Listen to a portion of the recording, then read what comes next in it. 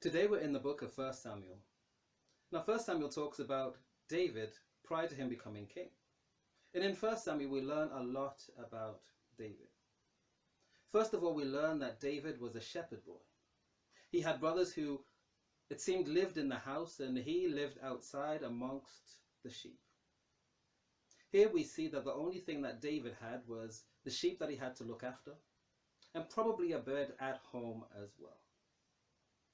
But later on, David, through a number of circumstances, challenged the Philistine giant Goliath. And when he challenged Goliath and beat him, the king received him into the palace, the king whose name was Saul. So David went from having almost nothing, having only sheep and a bed, to having everything that he could probably dream of, being in the palace. From a pauper to a rich man. However, the king at the time, King Saul, became jealous of David because he thought that the people he was watching over as king liked David more than they liked him. As such, he tried to kill David, which meant that David left the palace. In leaving the palace, David became homeless. From pauper to rich man to a homeless man. Here David had nothing. He didn't have the splendid bed and robes that he had while he was in the palace, and he certainly didn't have the company of sheep. He was homeless and had nothing. And as he was homeless and had nothing, he needed to find some food, and he went to a certain region and convinced the priest there to give him some bread. Then he left that region. Saul found out that the priest had given David bread. He went to that region and he killed that priest.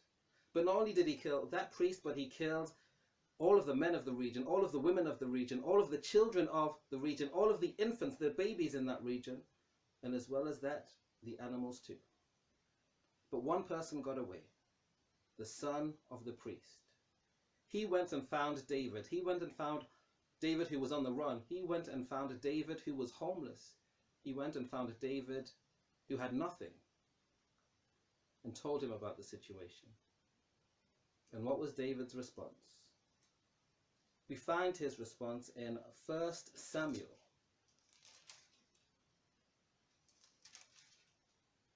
chapter 22 and verse 23.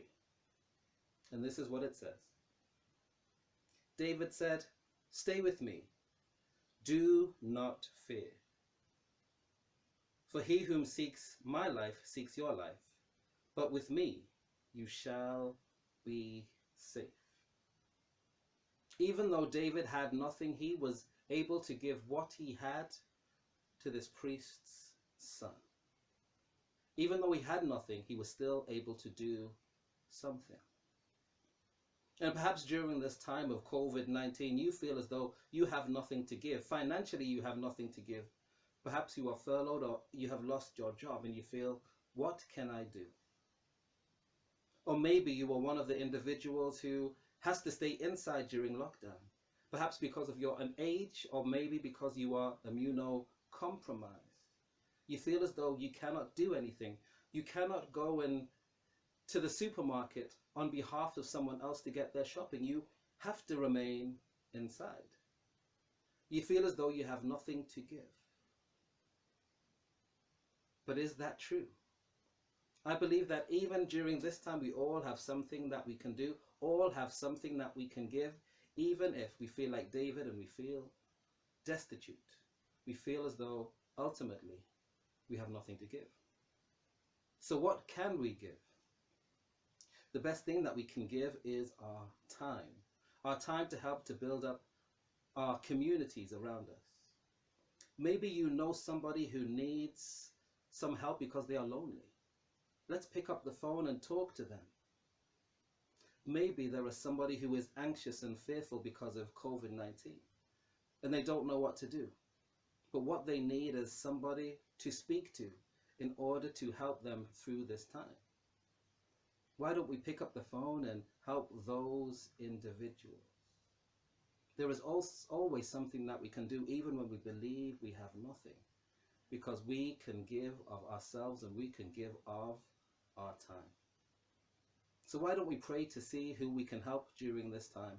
Why don't we go to the Lord in prayer and say, Lord, is there somebody that you would like me to phone at this time? And even if we didn't have a mobile phone, there is something that we can do, and that is pray. Pray for our communities, the people who live around us. Pray for our churches. Pray for those who are anxious. Pray for those who are on the front line. It's time that we pray to build up our communities. All of us can do something, and that something is prayer.